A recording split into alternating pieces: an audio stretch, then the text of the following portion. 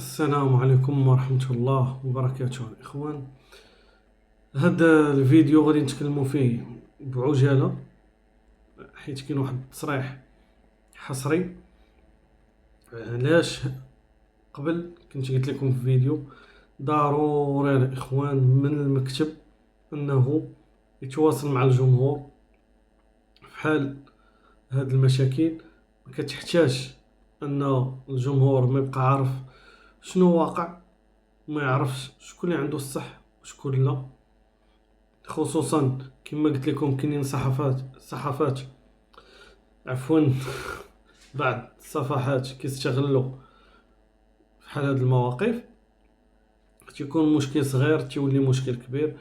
وهنا مازال انا من جهتي كنلوم الاداره على التواصل مع الجمهور في بزاف ديال الحوايج.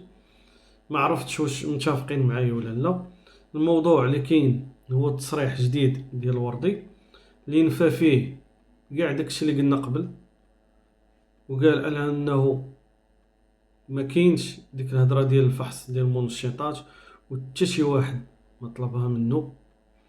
اللي كاين هو انه قال لك الاداره روجات على ان الوردي فيه المشاكل وما كيحضرش التدريب، مع العلم انه قال لك كان تيحضر لونطريمون ولكن ماشي طاقم تقني. سمعوني الاخوان مزيان، الوردي تيقول على انه اللي حبسو هو المكتب، الطاقم التقني ما كان عنده حتى شي مشكل معاه. يعني اللي كيحبسو على لونطريمون هو المكتب، هادشي على حسب التصريح ديال الوردي. اصل المشكل كما تيقول هو يعني بدا تقريبا هذه شهرين ولا اكثر بقليل، فاش كان النادي غادي يتوجه للامارات.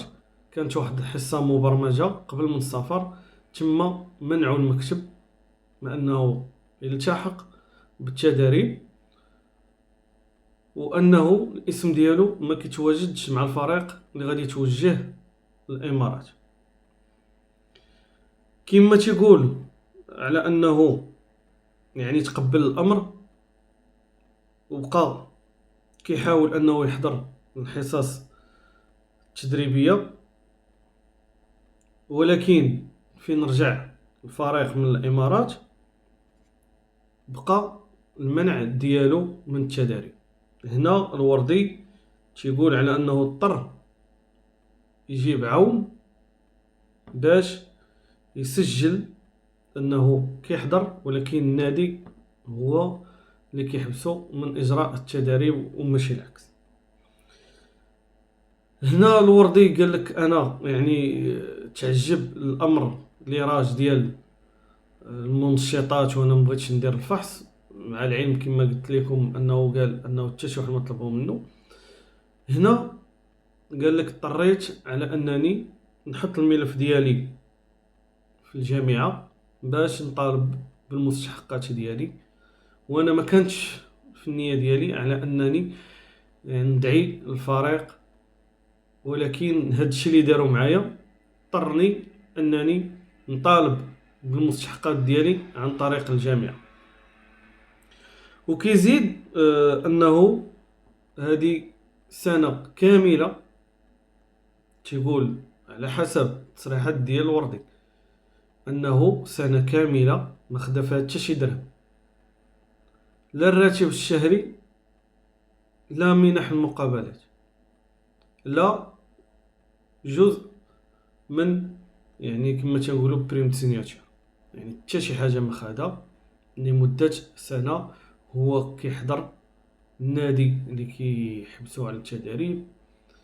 هنا ما بغيتش نعاود نجبد الموضوع ديال الوردي، ولكن فقط انا اللي بغيت الرساله نوصل اللي مازال ما تلقيتش عليها الجواب، علاش النادي ما تيتواصلش معنا في مثل هاد الحالات. يعني شوفوا غير المشكل ديال الهبطي شحال بقى، عاد النادي دار واحد البلاغ في الصحه الرسميه. الان كاينين بزاف الامور اللي الجمهور كيتسائل.